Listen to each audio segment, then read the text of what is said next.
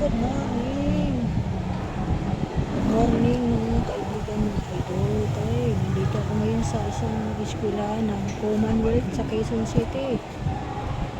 Dito ako sa guard kasi hindi ako nakapasok. Wala daw ako. Hindi ako nakapantalo, nakashort lang ako. Hindi ko naman akalain. Ganito na dito. Bawal na pala pumasok dito ang nakashort. Kailangan nakapantalo. Antay na lang ako dito. Antayin ko na lang yung aking anak.